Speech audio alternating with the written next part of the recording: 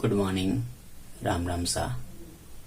Balaji online classes में आपका स्वागत, अभिनंदन है। प्यारे विद्यार्थियों, हम जो घर बैठ के अध्ययन कर रहे हैं उसमें आज की कड़ी में हम आगे पढ़ते हैं। मैंने आपको गणित के प्रश्नावली संख्या जो अध्याय नंबर 2 है, वास्तविक संख्याएं, उनकी 2.1 प्रश्नावली पूरी कराई थी। कल हमने उनके अगले उदाहरण और प्रमेय पढ़ा था। आज हम शुरू करने जा रहे हैं अध्याय 2 का प्रश्नावली 2.2।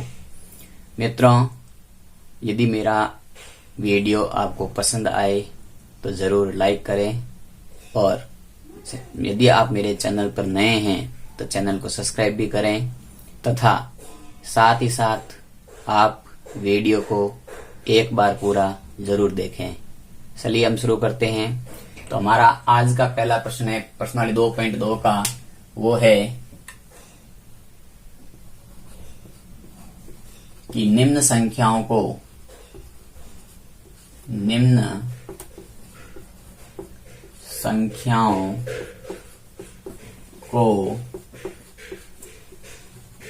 अभाज्य गुणनखंड के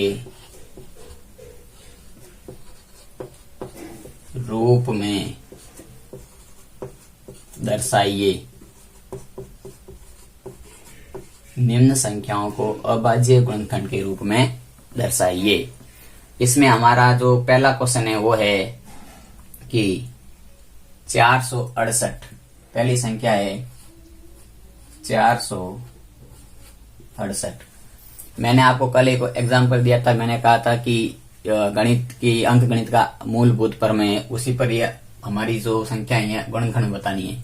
तो हमें इसको आप एक रफ काम इसका ऐसे कर सकते हैं कि 468 को हम इस प्रकार से लिख सकते हैं। सबसे पहले इसमें 2 का भाग देंगे, 2 बार, 3 बार और 234 बार गया। अब अभी 2 का भाग जा रहा है, 2 का भाग देंगे 1 बार, 1 बार और 7 बार। अब हमारे पास में संख्याओं में देखो 2 का भाग तो नहीं जा रहा क्योंकि ये विषम संख्या हो गई।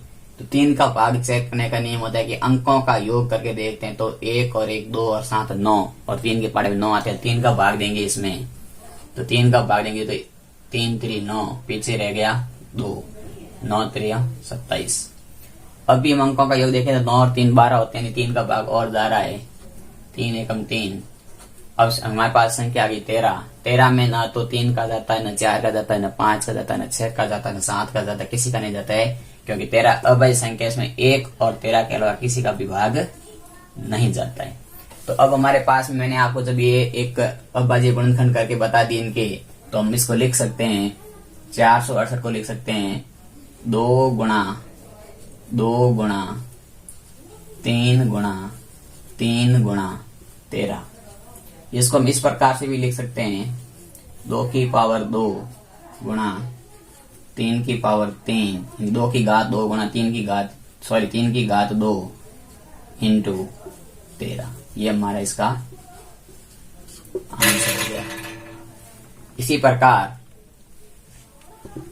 हमारी अगली संख्या है वो है 945, दूसरी 945। तो 945 का करते हैं, तो जिस संख्या का इकाई अंक 0 या 5 होता है उसमें केवल और केवल 0 या 5, उसमें केवल और केवल 5 का भाग जाता है। इसमें 5 का ही भाग जाएगा, 5 का भाग देंगे तो 5 एकम 5, 5 9 में से 5 के पीछे रह गए 4 4 44, 8 पंजे 40, पीछे रह गए 4 45, 9 पंजे 45, इनकी 5 का भाग गया 189 बार। अब हम इसमें देखते हैं कि हमारे इसमें किसका भाग जाता है। तो 8 और 1 9, 9 और 9 18, और 18 में 3 का भाग, 3 की पाड़ में 18 आते हैं, तो 3 का भाग देंगे तो 6 3 18, 3 3 9। अब भी 3 का भाग जा रहा है, 3 दूनी 6 और 1, अभी भी 3 का भाग जाएगा, 7 3 21। 7 में केवल 7 का ही भाग जाता है, किसी का भाग नहीं जाता। 1 और 7 के लिए किसी का भाग नहीं जाता है। तो हमारे पास 945 के टुकड़े कर दिए हमने, तो टुकड़े आ गया 5 इंटू 3 इंटू 3 इंटू 3 इंटू 7, और इसको मैं लिख सकता हूं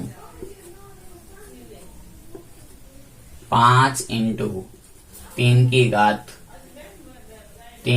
कितनी कर सकते हैं? 3, क्योंकि 1 2 3 इंटू 7 आंसर हो गया। इस प्रकार ये हमारा ये ऐसा काम, हम रफ काम इसको मान के रफ काम कॉपी में कर सकते हैं। और अगली संख्या तीसरी है, वो आप बहुत ही आसान है, आप खुद कर सकते हो, वो है 140। ये आप खुद को गृह कार्य में करना है। चौथी संख्या को हम किस रूप में लिख सकते हैं? वो है हमारी 3825। इसका मैं आपको करवा देता हूं, या यदि आप ये आप करना चाहते तो आप ये भी कर लेना।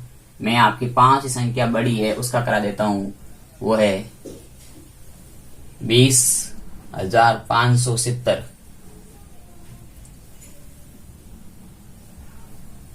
20,570 का क्या होगा, इसका हम करते हैं। तो हम लिखते हैं 20,570 में भाग देते हैं। तो सबसे पहले सम संख्या तो 2 का भाग दे देते हैं। 2 का भाग देंगे तो 10 बार भाग, 2 बार भाग, 8 बार भाग और 5 बार भाग, यानी कि भाग देख लो कितनी बार जाएगा? 2 एकम 2, 0 का 0, 5 2 का भाग 2 बार, 1 से 17, 8 16, 1 10। अब हमारे पास इसमें देखो इकाई अंक 5 आ गया। क्या हम इसमें 3 का भाग चेक करते हैं कि जी अंकों का योग कोई आता है? तो 1 और 2 3, 8 और 3 11 और 5 16, और 3 के पहाड़े में 16 नहीं आते हैं। तो अब इसमें सिर्फ 5 का भाग देंगे और देखते हैं। तो 2 बार गया 10 में, फिर 2 में भाग जाता नहीं है तो भाग टूट गई। फिर 28 में 5 का भाग दिया तो 25 बार, 5 बार 25, शेष पर 3 और 7 पंजे 35। अब इसमें किसका भाग रहेगा? तो इसमें हम चेक करेंगे कि 3 का भाग नहीं जाता है, क्योंकि 5 7 और 7 14, 14 3 के पहाड़े में आते नहीं है। 4 का भाग नहीं जाता क्योंकि 2 का भाग नहीं, सम संख्या है नहीं। 5 का भी नहीं जाता है। 6 का भाग उसी में जाता है, इसमें केवल 3 और 2 और 3 का भाग, इसमें 6 का भाग है, इसमें 6 का भाग नहीं जाता है। 7 का भाग चेक करते हैं तो 7 के भाग का भी इसमें हम चेक करेंगे तो 7 का भाग इसमें नहीं जाएगा। तो हम इसमें फिर 7 के बाद अगली हमारी संख्या आती है, वो आती है 11। जब हम 11 का भाग लगाते हैं तो 20 में 11 का भाग 1 बार गया, पीछे रह गए 9, हो गए हमारे 95। 95 में 11 का भाग 8 बार गया, 88, 88 2 90 और 7 हो गए, पीछे रह गए 7 रह गए शेष पल, और 7 का भाग 7 बार गया, 187 बार भाग गया 11 का। फिर इसमें और 11 का भाग देंगे तो 11 का भाग 1 बार जाता है। 18 में से 11 गए, पीछे रह गए 7 और 7 में 7 का भाग 7, 17 आ गए। 17 एक ऐसी संख्या जिसमें केवल 17 का ही भाग जाता है, बाकी किसी का भाग नहीं जाता है। तो इस प्रकार से हमारे पास में इसका टुकड़ा आ गया 2 गुणा 5 गुणा 11 गुणा 11 गुणा 17, और इसको हम लिख सकते हैं 2 गुणा 5 गुणा 11 की घात 2 गुणा 17। ये हमारा आ गया आंसर। ये था हमारा पहला क्वेश्चन, जिसमें मैंने 3 आपको करा दिए हैं और 2 बहुत ही आसान है। इसी प्रकार से आप 2 क्वेश्चन गृह कार्य ग्रुप में करेंगे। अगला हमारा है दूसरा क्वेश्चन, तो आप इसको एक बार लिख लीजिए। चलिए,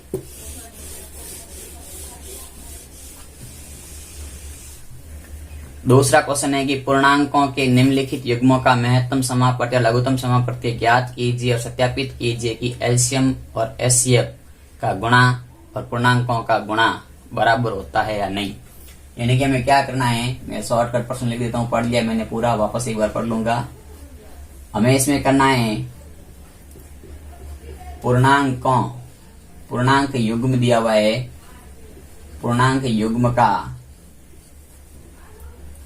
एलसीएम व एचसीएफ ज्ञात करके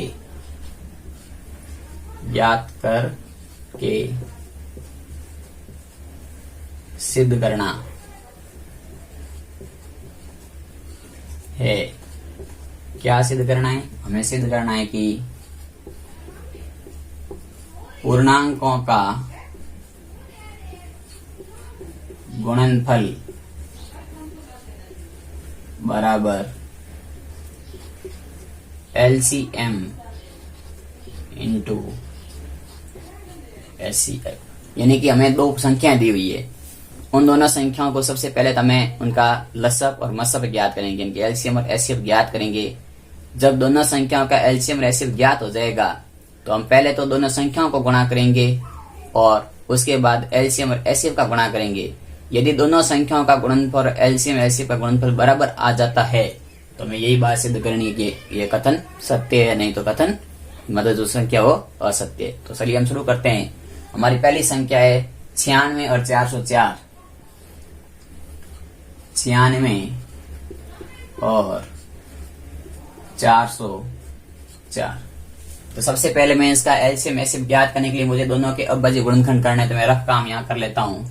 96 के मैं टुकड़े करूंगा तो 96 में 2 का भाग दिया 4 बार, 8 बार 2 का भाग दिया 2 बार, 4 बार 2 का भाग दिया 12 बार 2 का भाग दिया 6 बार 2 का भाग दिया 3 बार 3 का भाग दिया 1 बार। इसी प्रकार मैं 404 का टुकड़ा कर देता हूँ। 404 में 2 का भाग देंगे तो 202 बार, 202 में 2 का भाग देंगे तो 101 बार। अब 101 में किसका भाग जाता है? तो 101 में हम देखते हैं कि 101 एक ऐसी संख्या है जिसमें केवल और केवल 101 एक ऐसी संख्या है जिसमें केवल और केवल एक का ही भाग जाता है, इसका खुद का या एक का, क्योंकि एक अभाज्य संख्या है। तो 101 में 101 का भाग देंगे और वो भाग देगा आपका 1 बार। ठीक है मित्रों, उसके बाद हम लिख लेते हैं, इसका हल शुरू करते हैं यहां से। तो हम लिख सकते हैं कि 96 को हम लिख सकते हैं 2 गुणा 2 गुणा 2 गुणा 2 गुणा 1 2 3 4 5 1 2 3 4 5 गुणा 3, या मैं इसको लिख सकता हूँ 2 की घात 5 गुणा 3। इसी प्रकार में लिख सकते हैं 404 को हम लिख सकते हैं 2 गुणा 101, या इसको हम लिख सकते हैं 2 की घात 2 गुणा 101। ये हमारा रफ काम है। अब हम इसका ज्ञात करते हैं। सबसे पहले एलसीएम ज्ञात करते हैं। तो एलसीएम होता है कि जो संख्या की सबसे बड़ी घात होती है उसको लिखो। तो दोनों में देखो बड़ी घात क्या है, तो इन दोनों में से बड़ी घात है 2 की घात 5 बड़ी है, 2 की घात 5। फिर क्या है, ऊपर 3 है नीचे 3 है, तो 3 लिखेंगे, 101 लिखेंगे। तो ये इसका ऐसे हम आगे 2 की घात 5 गुणा 3 गुणा 101। 101 को 3 से गुणा करोगे तो देंगे 303। 303 और 2 की घात 5 का मतलब होता है 32। देखो कैसा था, 32 बता देता हूँ। 2 गुणा 2 गुणा 2 गुणा 2 गुणा 2, 2 दूनी 4, 4 दूनी 8, 8 दूनी 16, 16 दूना 32। तो 32 इंटू 303, इनका गुणा करेंगे तो गुणा करके देख लो।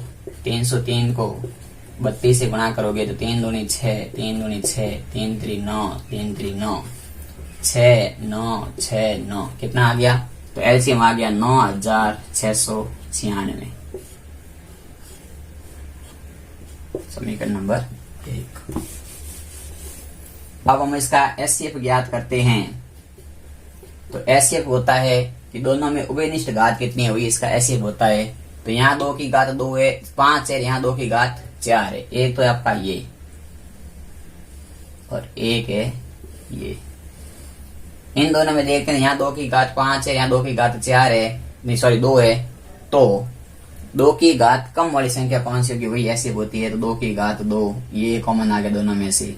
यहाँ 3 है, यहाँ 3 नहीं है, यहाँ 101 है, यहाँ 101 नहीं है, कॉमन नहीं है तो कोई भी नहीं। इसका एचसीएफ होगा 2 की घात 2, यानी कि इसका एचसीएफ आ गया हमारे पास 4। अब हमें क्या ज्ञात करना है? अब हमें ज्ञात करना है कि संख्याओं का गुणनफल या पूर्णांकों का गुणनफल।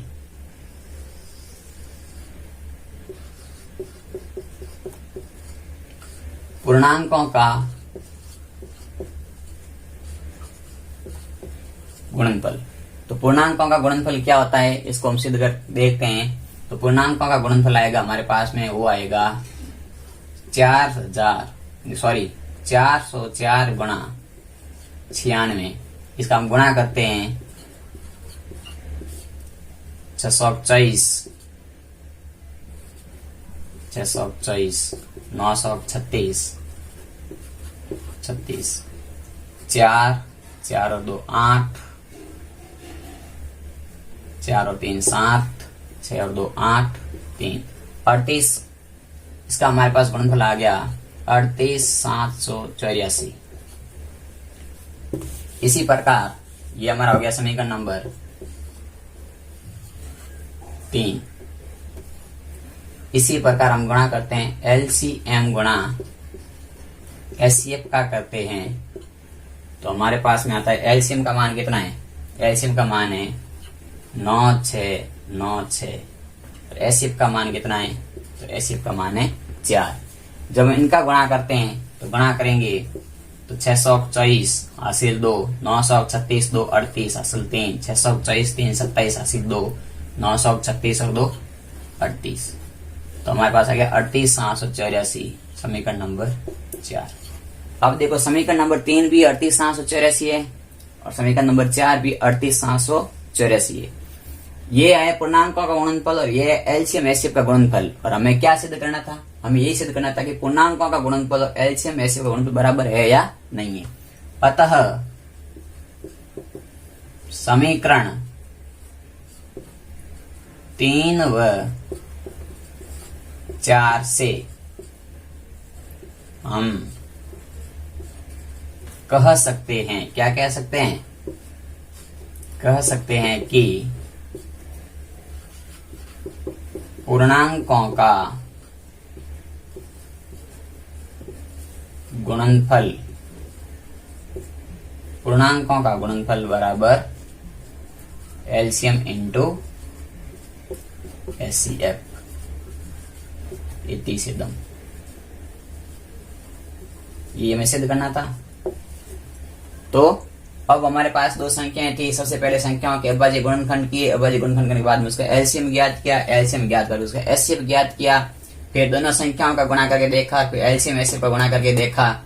यदि दोनों संख्याओं का गुणा और एलसीएम एचसीएफ का गुणा बराबर आता है तो ये सिद्ध हो जाता है, और बराबर नहीं आता है तो कह देंगे ये कथन असत्य है। इसी प्रकार आपको दो क्वेश्चन आपको खुद को करने, मैं क्वेश्चन लिख देता हूँ दोनों, इसी से हम इसी प्रकार करने, बार बार एक ही चीज हमें समझने से ज्यादा अच्छा होता है कि आप खुद प्रैक्टिस करो। और गणित हमेशा इसी तथ्य पर आधारित रहती है कि जितना काम आप अपने हाथ से करोगे उतना ही ज्यादा आपको समझ में आएगी। क्योंकि एक टीचर बोर्ड पे चाहे 1000 क्वेश्चन भी करा दे, स्टूडेंट जब तक उस क्वेश्चन को वापस नहीं समझेगा, नहीं अपनी कॉपी में अपने हाथ से नहीं करेगा, तब तक उसकी समझ में कुछ भी नहीं आएगा। तो दो क्वेश्चन है आपको मैं दे देता हूं, वो खुद को करने हैं। दूसरा क्वेश्चन है हमारा वो है 336 व 54, और तीसरा क्वेश्चन है इसका वो है 90 और 144। आप इन दोनों क्वेश्चनों को आराम से करिए। यदि आपका उत्तर आता है तो अच्छी बात है, यदि आपको उत्तर नहीं आता है तो मुझे आप अपना क्वेश्चन की समस्या है वो व्हाट्सएप पर या इस वीडियो के कमेंट बॉक्स में कमेंट करके पूछ सकते हैं। और मुझे पूरा विश्वास है कि मेरे विद्यार्थी इन क्वेश्चन को आराम से और ढंग से सही तरीके से कर लेंगे, और करने के बाद मुझे व्हाट्सएप कर देना, मैं आपका आंसर सही है या गलत बता दूंगा। अगला क्वेश्चन है हमारा तीसरा है, वो है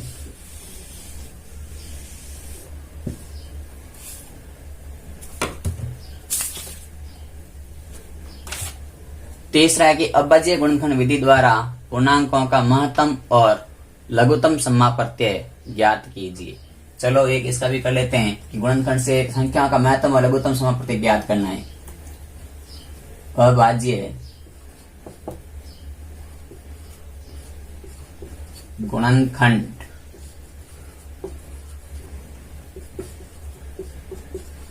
विधि से एलसीएम व एचसीएफ ज्ञात करना। तो इसमें हमें क्या है कि एलसीएम और एचसीएफ ज्ञात करना है। जिसमें हमारा क्वेश्चन है, पहला क्वेश्चन है 12, 15 और 21। पहला क्वेश्चन है 12, 15 और 21।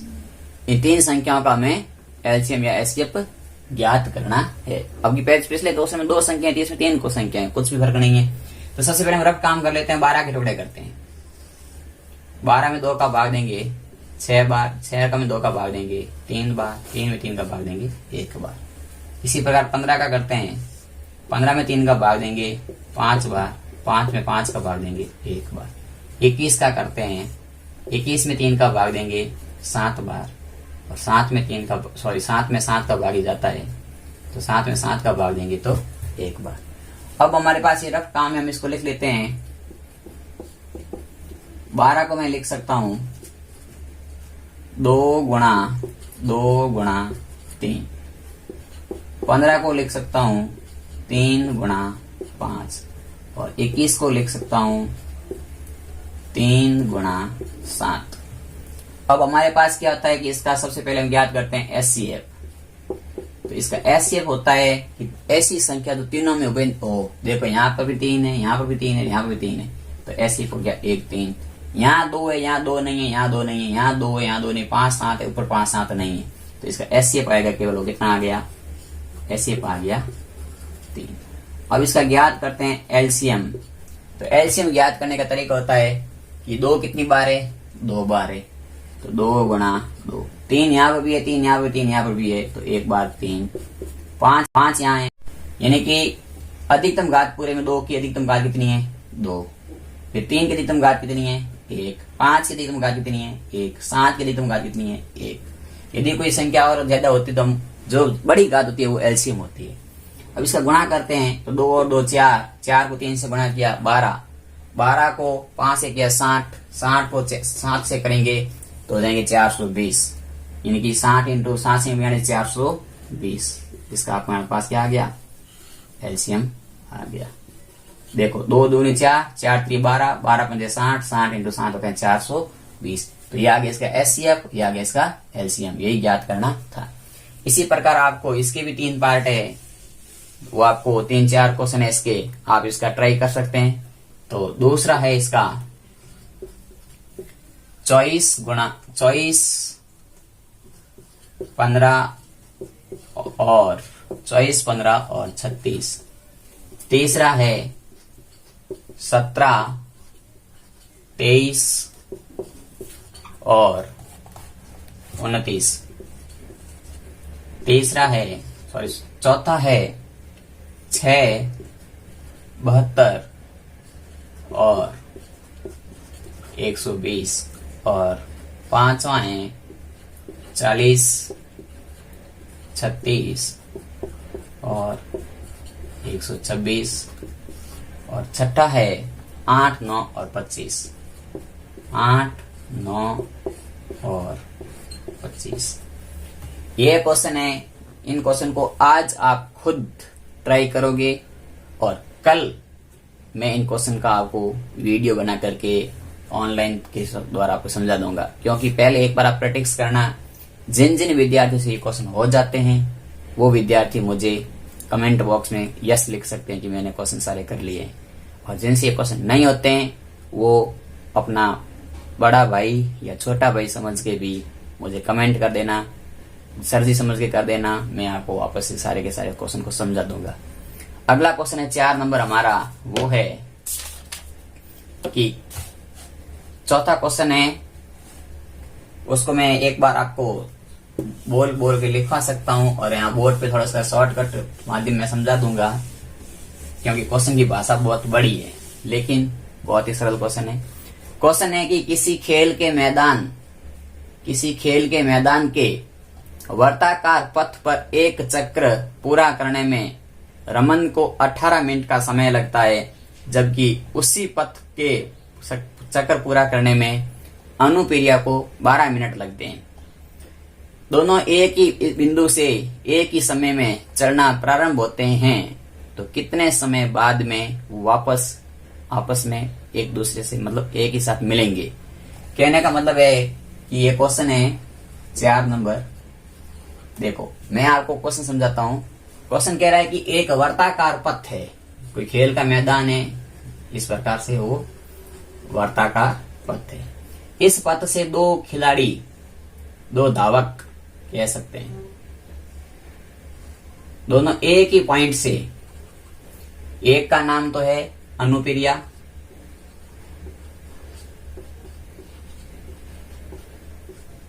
और एक का नाम है रमन।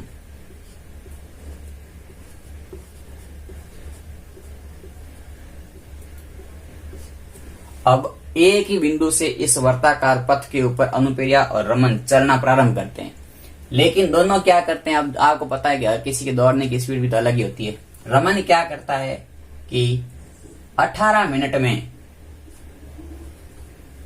समय लगाता है, 18 मिनट का पूरा, एक चक्कर पूरा करने में 18 मिनट का समय लगाता है। वहीं अनुप्रिया इसका क्या काम करती है कि 12 मिनट में ये इस एक चक्कर पूरा कर लेती है। दोनों की स्पीड अलग अलग है। अब क्या होता है, दोनों एक ही स्थान से दौड़ना प्रारंभ करते हैं, एक ही दिशा में दौड़ते हैं। इधर दौड़ते हैं दोनों, इधर दौड़ते हैं, इधर दौड़ेंगे दोनों, इधर दौड़ेंगे। एक ही दिशा में दोनों दौड़ना शुरू करते हैं, चक्कर लगाने शुरू करते हैं। अब प्रश्न ये पूछा गया है कि दोनों एक ही समय से शुरू हुए, एक ही दिशा में दौड़ रहे हैं, तो आपको पता है दोनों की स्पीड अलग अलग है, एक दूसरे के आगे पीछे हो जाएंगे दोनों। तो कितने समय बाद में एक ऐसा कंडीशन आएगी कि वापस ये कहीं न कहीं दोनों एक ही बिंदु पर आपस में मिल सकते हैं, वो समय अंतराल कितना है। तो इसमें कुछ भी नहीं करना है, अपने को पता है रमन एक चक्र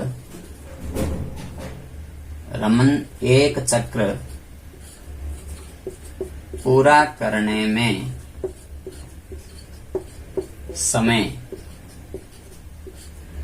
लेता, कितना समय लेता है, 18 मिनट का। अनुप्रिया एक चक्र पूरा करने में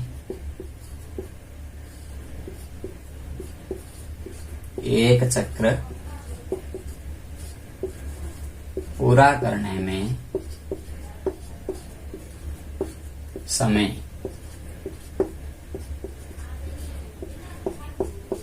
लेती, कितना लेती है, 12 मिनट।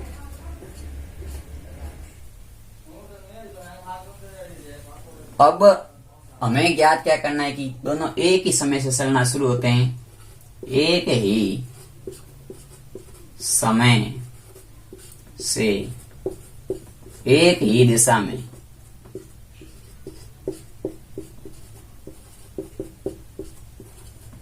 चलते हैं। तो हमें ये ज्ञात करना है कि दोनों कितने समय बाद वापस मिलेंगे। तो इसके लिए हम क्या ज्ञात करेंगे, वापस मिलने के लिए क्या कहना है, मतलब दोनों का एक ऐसा पॉइंट एलसीएम आएगा जो वापस एक स्थान पे मिला देगा दोनों को। तो इन दोनों संख्याओं का हम क्या ज्ञात करेंगे, वापस मिलने का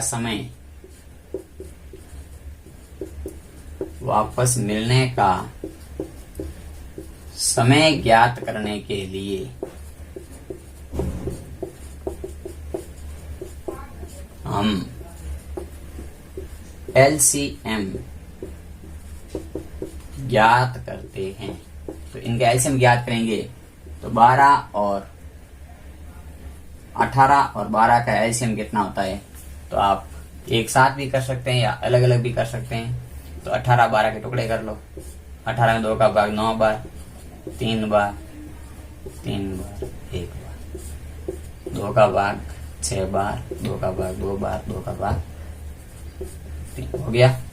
इनकी 2 2, तो हम देख लेते हैं 18 और 12। 18 को लिख सकते हैं 2 गुणा 3 गुणा 3, 6 को लिख सकते हैं 2 गुणा 2 गुणा 12 को 2 गुणा 2 गुणा 3। अब देखो हमारे पास एलसीएम का बात पूछी गई है, तो मैं इसको लिख सकता हूं, ये आपका रफ काम है। तो इसको लिख सकते हैं 2 इंटू 3 की घात 2, इसको लिख सकते हैं 2 की घात 2 इंटू 3। तो एलसीएम होता है बड़ी घातें। तो बड़ी घात 2 की बड़ी घात कितनी है, 2। 3 की बड़ी घात कितनी है, 2। 2 की बड़ी घात 2 का मतलब 4, 3 का 2 की घात मतलब 9, यानी कि कितना आ गया, 36 मिनट तक आ गया। यानी कि 36 मिनट बाद में वो एक स्थान पे वापस मिल सकते हैं। ये था हमारा क्वेश्चन। अगला क्वेश्चन है हमारा जो है वो है कि 5वां क्वेश्चन है। चौथा क्वेश्चन भी इंपॉर्टेंट है और अगला क्वेश्चन 5वां।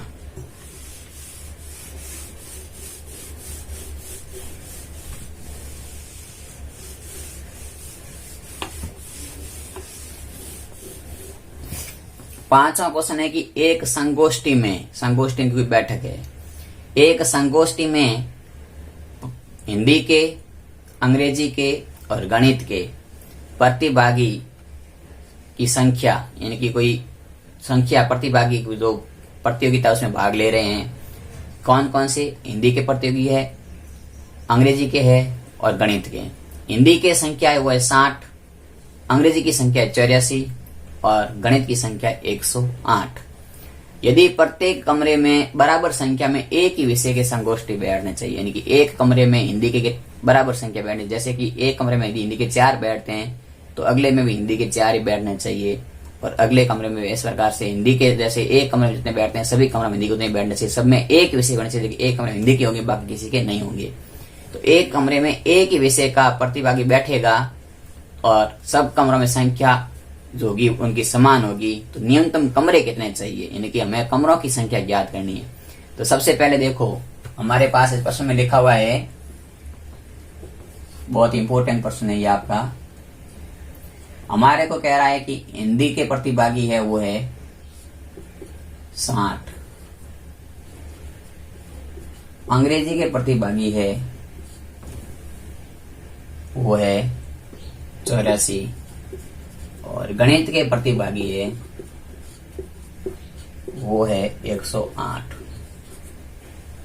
अब हमारे पास ये संख्या है, इन संख्याओं का कह रहा है कि हमें इन 60 व्यक्तियों का कोई प्रतियोगी है 84 108 कमरों में बैठाना है। प्रत्येक कमरे में विषयवार बैठेंगे, अलग अलग विषय के बैठेंगे और समान संख्या में बैठेंगे। तो कमरों की संख्या कितनी होगी? तो तीनों का गुणनखंड कर लेते हैं और गुणनखंड करने के बाद में अब्बाजी गुणनखंड करते हैं तो 60 का अब्बाजी गुणनखंड करेंगे। आप रफ काम कर सकते हो, 60 के टुकड़े कर लो, 2 का भाग 30 बार, 2 का भाग 15 बार, 3 का भाग 5 बार, 5 का भाग 1 बार, 5 3 15, 5 गुना 30, 30 गुना 60। तो कितना आ गया? 2 गुणा 2 गुणा 3 गुणा 5। इसी प्रकार 84 के कर लो, 84 में 2 का भाग देंगे 42 बार, 2 का भाग देंगे 21 बार, 3 का भाग देंगे 7 बार, 7 का भाग देंगे 1 बार। तो इसको लिख देंगे 2 गुणा 2 गुणा 3 गुणा 7। इसी प्रकार 108 के टुकड़े करेंगे, 108 में 2 का भाग दिया 54 बार, 2 का भाग दिया 27 बार, 3 का भाग दिया 9 बार, 3 का भाग दिया 3 बार, 3 का भाग दिया 1 बार। इसका हो गया 2 गुणा 2 गुणा 3 गुणा 3 गुणा 3। इनकी तीनों के अब्बाजी टुकड़े गुणनखंड कर लिए। अब हमें पूछा गया है कि प्रत्येक कमरे में समान संख्या होनी चाहिए और न्यूनतम कमरों की संख्या मतलब एचसीएफ ज्ञात करना है। तो इनका तीनों का एचसीएफ कितना आएगा वो देख लेते हैं। तो एचसीएफ देखो, यहाँ भी 2 है, यहाँ भी 2 है, यहाँ भी 2 है तो 2 आ गया। यहाँ पे भी 2 है, यहाँ पे भी 2 है, यहाँ पे भी 2 है तो 2 आ गया। यहाँ 3 है, यहाँ 3 है, यहाँ 3 है तो 3 आ गया। अब देखो यहाँ 5 है, यहाँ 5 नहीं है, यहाँ 7 है, यहाँ 7 नहीं है, यहाँ 3 और है, यहाँ 3 और नहीं है। तो हमारा एचसीएफ हो गया 2 × 2 × 3 इनकी 4 4 3 12। एचसीएफ आ गया 12। इनकी प्रत्येक कमरे में बैठने वालों की संख्या होगी वो होगी 12। अब 12 संख्या होगी बैठने वालों की, तो हिंदी के लिए कितने कमरे चाहिए? हिंदी के कमरों की संख्या देखो, एक कमरे में 12 जने बैठेंगे, 60 जने कितने कमरे में बैठ सकते हैं? तो 60 में 12 का भाग लगा दिया, कितना आ गया? 5 कमरे। 5 कमरे में हिंदी के बैठ जाएंगे। इसी प्रकार अंग्रेजी के कमरों की संख्या,